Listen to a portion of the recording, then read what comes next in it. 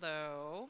I'm going to go ahead and get this started, and I'll ask for some help so we can introduce and bring to the stage. This is a future of flight with Talib Visram, and if you can help me welcome him to the stage, and he'll bring up the panelists as well.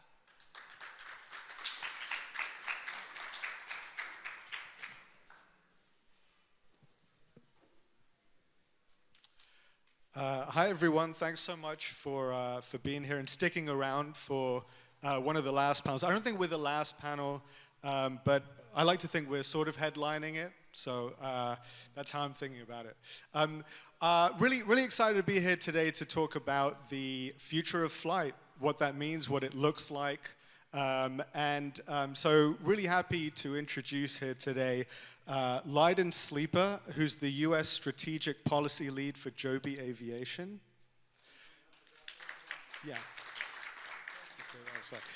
We have John Forristal, who's the Government Affairs Director for Archer Aviation.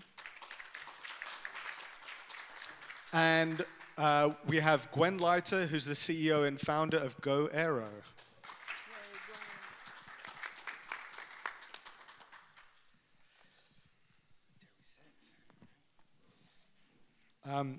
Thank you all so much for being here. I think, we should start with the broad picture. When we talk about the future of flight, flying taxis and that kind of thing, what do we mean? I mean, is this the Jetsons? In a few years from now, 5-10 years, if we look up in the sky, what are we seeing? What are we hearing? Lydon, can you give us a picture of what we might be seeing? Yeah, so I think there's the quick answer is not the Jetsons in 10 years, but we are on the cusp of a new age of aviation, which we think is very exciting.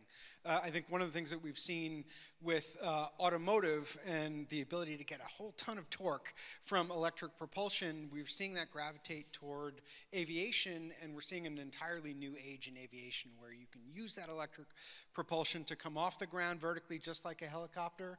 And because of all the advancements in technology and everything, we can now figure out how to articulate those propellers forward so we take off just like a helicopter and we fly like a small plane. And that allows for a more efficient, quiet, more cost-effective regional mobility option made possible by electric propulsion. And I think looking out over the next 5, 10, 15 years, we're really going to see regional mobility redefined and reimagined because of the potential of a more cost-effective, quiet electric propulsion systems, and really change the way we imagine and interact with our region and regions around the country, which is super exciting. And just for my own clarity, flying taxis, is that a term that you like? What should we be calling these craft? A great question.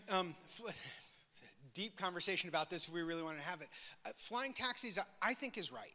I think everyone has an experience of taking a taxi to an airport, to a destination that they're used to, and by saying flying taxis, which I think is the right way to think about it, really grounds what we will be in the next 5-10 years in the imagination of people who use taxis every day. We're going to be just like a taxi. We're going to be around the same price as a Uber Black, and really provide that option to and from airports to start, and then to and from different communities in a way that people experience a taxi. It'll be integrated with an Uber app, so you'll be able to be in your office building in Manhattan and say, Uber X, Uber Black, Uber Joby, and an Uber will pick you up from your office, take you to the closest heliport, and you'll be able to fly to your home community or to an airport to make your flight. So really that integrated taxi or rideshare experience is what you're going to see from electric aviation in the next couple of years. For those who might not know, so Joby and Archer are two of the kind of out-front companies working on this stuff right now. Competitors, basically. So how is this? Is this awkward? Is this friendly competition? John, how do you see it? Only because it's Lydon, it's awkward. No, I'm just...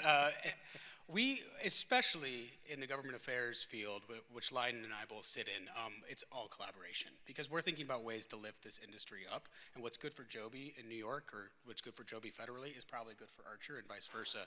And so I find myself calling my colleagues at Joby and Beta and other entities and saying, how are we trying to think of ways to lift the tide, to rise the tide, and make sure that the communities are going to be ready for this, that airports are going to be ready for this, that the public is going to start to accept and see that these are coming into the airspace, and knowing that we're providing safer, more sustainable, more quiet travel solutions for people in major cities. And Gwen, with GoAERO, you're doing something slightly different. Can you talk a little bit about the competition and what you do? Sure. So at GoAERO, we are focused on this singular mission, which is saving lives. We are in the process of building emergency response aircraft. They are flyers that take a first responder to someone in need, rescues someone who needs help, brings in needed goods, supplies, or services in a variety of cases, from everyday medical emergencies when I'm facing south, where the FDR or the Hudson is stopped with traffic and an ambulance can't get to someone, to natural disasters, whether it is flooding in North Carolina or Spain, or wildfires in New Jersey last week, or in California, or wherever they may be. And so that is what we are working on. And in regards to your first question about flying taxis and all of that, I think there's something that should be distinguished, which is we are actually point to point, right? In an emergency setting, you have to get to where you need to that site. In terms of the phenomenal, and let me say again, phenomenal work that Joby and Archer are doing, just to crystallize where that will be in the next 5 to 10 years, it is more hub to hub. So as Lydon was saying, it is from a heliport to and the airport and all of that, which will save you so much time and so much energy and be a phenomenal service. In terms of the exact point to point, the way we hail Ubers to our home right now to take us to the Javits Center, that is a little bit down the road. But just to level set where the industry is and where it is going. And we are very much focused on emergency response as our use case. And Gwen, are we sort of just at a time where there's a lot more demand and urgency for this kind of thing, just because of the climate crisis and extreme heat, et cetera? Yes. So right now in the United States, there are 5 million people who live in ambulance deserts. That means on a good day when the sun is shining, it still takes 25 minutes or more for an ambulance to reach a person. When you add into that the fact that, and I can give you statistics, but I will not bore you with the numbers because all you have to do is turn on the TV and you see this every day, so we all innately know this.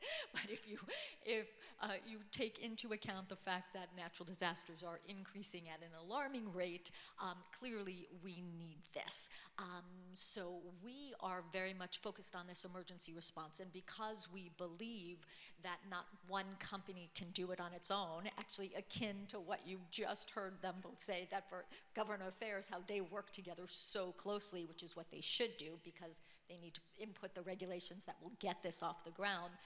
So too for us in emergency response, what we realized was that we need all different types of flyers for the multiple scenarios of emergency that occur. And so we have opened up a global competition where we are supported by NASA and Boeing and RTX and Honeywell and 30 different aerospace and first response organizations around the world to join us in creating these emergency response aircraft. And so we have several millions of dollars in prizes, and we mentor all of these teams, and currently we have over 200 teams from 85 different countries participating, which will benefit all all of us here, because there will be certain flyers that are better in wildfire, and there will be certain flyers that are better in urban environments like New York City, and there are certain flyers that will be better for remote island nations where it's really productivity, getting something from one island to another island. And so that's really why we have taken a somewhat different approach in terms of bringing the world in to create these types of aircraft. Great, and so Lydon, for you, in terms of location, I mean, you're looking to enter the market in cities, right? I mean, we're at, the Cities Expo, so, but why is that? There are other companies doing a similar thing to what you're doing, Beta, for example, who are focusing more on rural entry to market. Why does the urban entry to market make sense for you? So it's a great question. I think there's a couple ways to think about this. One is aerial mobility solves a key problem that exists in cities, right? Which is moving around, especially on the streets, especially on the highways, is jammed, right? There's traffic everywhere, and getting from A to B, which is a 13-mile drive from Manhattan to JFK, can take anywhere from 45 minutes to 2 hours, depending on your day. So thinking about an aerial mobility direct A to B option that flies the same 13 miles but can do it in 7 minutes really adds an important value add to the transportation ecosystem that exists in cities. And you can look city by city by city. As they grow, they need more transportation solutions, and we are a new era of transportation solution that is meant for that urban and regional mobility, and it fits perfectly. And then I think the second part that's just worth calling out about cities, and especially cities like New York, everyone says, oh my God, the regulatory environment is so hard and everything is harder in cities. New York City has 3 heliports that exist today in Manhattan that we're going to be able to take off and land from. We were just down at a press conference talking about how the city's adding electrical infrastructure to the Wall Street Skyport.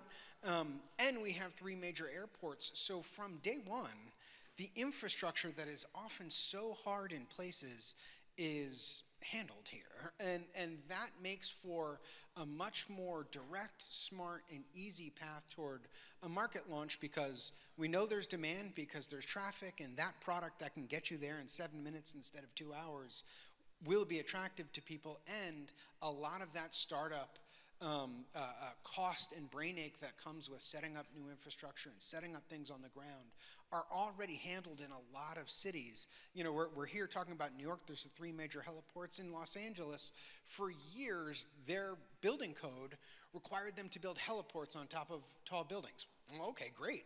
Again, that infrastructure already exists. Some of it needs to be retrofitted and upgraded and added charging. But cities for years and years and years thought about aerial mobility as a key part of their arsenal. In some places that waned, and in some places they kept it. But places like New York, the vertical lift industry is robust. There's hundreds of thousands of vertical lift flights in New York City every year, and we want to take advantage of that, plug into the existing system, but offer a more affordable, quiet, sustainable option for travelers around the region. When you talk about bringing up a flying taxi in your app, the first thing my head says to me is that sounds expensive, right? So, John, who's this for? Is this a premium product, or is this really going to be kind of for the masses? The goal for this product is eventually get to something where we have economics that are similar to an Uber Black. So think maybe $100 or $200 per seat to get from JFK or Newark into Manhattan. That's the goal. We're going to take a crawl, walk, run approach. And I'm not going to say that's going to happen on day one. You might have operations that, as we get to scale, it might cost more. We might subsidize certain things. But I think once we start to see more aircraft in the sky, more infrastructure nodes that we can start to plug into, more customer demand, you can start to see how the Uber model went from something that it was first viewed as just a few people were using it, to now it's kind of ubiquitous. When you get off, when you get to a new airport, you open up the Uber or your Lyft app and you just log in. And I think that's something that our industry could do too once we get to scale. Are you both looking to be ready for, events we've talked a lot about here, like the World Cup next year and the Olympics in 2028? So The World Cup would be a little ambitious. We would love to operate during the World Cup. I think the Olympics is a real possibility and something that we're working with the US government to try to make a reality. I think there was a point that you were making earlier that I wanted to expand on, which is the urgency that we're in right now for this industry. There hasn't been a lot of innovation in the aerospace industry over the last few decades, and this is probably one of the most exciting revolutions to happen. We want that to happen here. We have a handful of American companies who want to operate in the US, and so we were working with the federal government. The FAA sort of bought in, the administration's bought in, a lot of state governments would like this operation to happen, and so a goal of 2028 at the Olympics would be great. I'm not gonna, put the stake in the ground and say that will happen, but I think that's a great target. Yeah, I also think it's such an interesting question because a lot of when we talked to a lot of cities and states around the country and the world, and a lot of people gravitate toward, oh man, I can get from my house to the football game that happens once a week, or a big event or something like that. That's a very attractive sort of early use case because people sort of know that and they know that there's a lot of traffic associated with it. I think the faster that we can provide an A to B service that people take every day, that they can really see is integrating into their lives and integrating into their transportation options that they choose every single day, that's where the magic is going to happen, and that's where I think you're going to see people change the way they think about moving around a city and a region, when it's not just, oh, there's a big game that's happening and we need to set up a bunch of work for that. It's, I go to the airport for my work travel all the time. Let me take a Joby on a random Tuesday in April. What day is it? Thursday in April, on a random day, and say, great, this is now part of my everyday life. And I think it's great to use those big events, those global stage events, to show off the value of the product.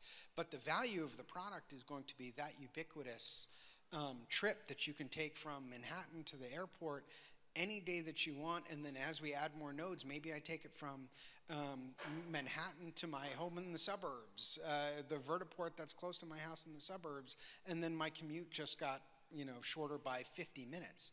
That's the time savings that I think we want humans who live in cities, who exist in cities, who are in cities, to be able to feel like this is an option for them and not just something that we're doing for a special event or for tourists or for somebody other than them. Right. This is for normal humans that live in cities and urban areas. And Gwen, I mean, do you see companies like Joby and Archer as being suitable for kind of rescue missions as well?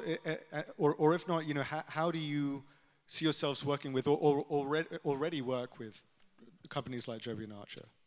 So we all play very well together. My very close friend is the founder and the CEO of Joby. I'm also close with Adam, who is the founder and the CEO of Archer. We're all working together, and yes, I can tell you a story, if I'm not talking too out of turn. There were wildfires in California where Joe Ben Bevert, who is the founder of Joby, is based, and he wanted to use their test vehicles to fight the wildfires. He was not allowed to at the time because it needed to be coordinated and all of that, but absolutely yes. This technology can be used for so many different things, whether it's moving people or moving injured people or fighting wildfires or search and rescue and all of that.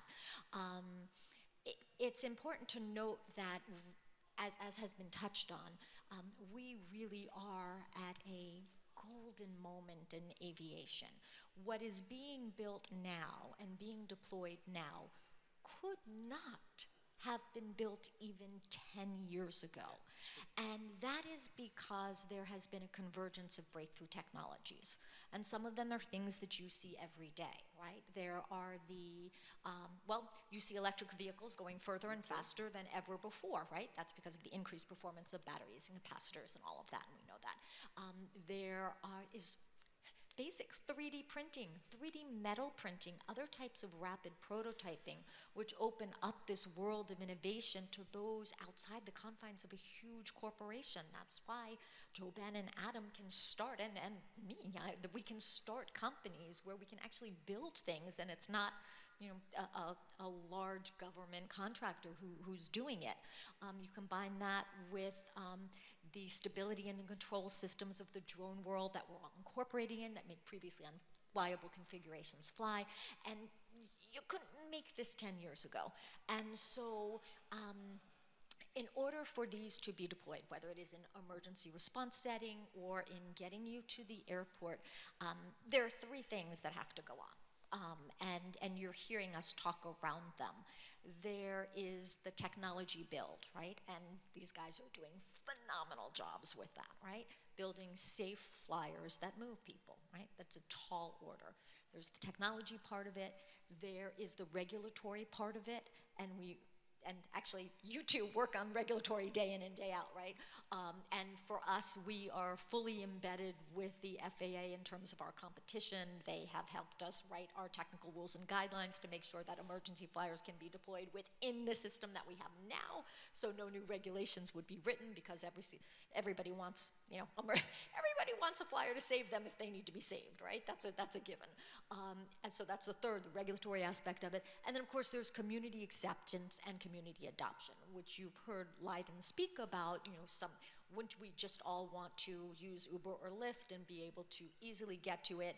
We don't want it to be a rich person's toy. We want to be able to take it wherever we are. And clearly, in emergency response, like, we win that. Not that it's a win, but we all, everybody here goes, yes, yes, while we all know that nobody likes a loud sound, a loud siren for an ambulance. We all excuse it because it could be someone's loved one in there, so that's all okay. Noise is not an issue here. These guys are very, very quiet. But that whole community acceptance and adoption part of it is an easy pathway for emergency response. And as long as we all prove that they are safe and reliable, then yes, it will be part of the acceptance. But it really is the technology, the regulatory part of it, and community acceptance and adoption. Just kind of briefly, you touched on a couple of issues like safety and regulation. I mean, there seems to be, a lot of challenges, coming up as you kind of begin to think about entering the market. I mean, John, is there one that really stands out for you as kind of the biggest roadblock? Well, it's a challenge, but also we have a lot of confidence we're going to be able to achieve it, which is certifying these aircraft. The FAA took an approach a few years back to decide to certify our aircraft and others in our category as a powered lift, which is a new category that they don't really certify a lot of aircraft under. There will be a quiz on this later. Yeah, just so you know, if you want. What I'm trying to say is there is a plan to get to certification, and we are actively working, actively collaborating with the FAA. But because this is new, there is a lot of risk aversion, and there's a lot of conservative approaches to make sure that these are totally safe. And when they get up in the air, they will be certified to the highest standards that we do in commercial aviation. Our aircraft will probably have a United livery on it. So, I mean, this is going to be certified to the same level that a commercial plane would be certified. Great. And Lydon, we hear the word kind of electric planes. Like, it sounds nice for the environment. How core is sustainability to what you do? So, I mean, it's certainly a driving force. Joby tells the story often, and it's sort of amazing to think about the course of his life and how it came back around. He was a kid growing up in Santa Cruz, California, up in the hills in the mountain, and rode his bike from the hills into the city every day and was like, man, I wish I could fly here. And he's deeply committed to environmentalism and sustainability, and he wanted to be able to have an option that could fly in there without a carbon footprint. And that was his founding mission that he wanted to do, and he's wanted to do since he was a kid.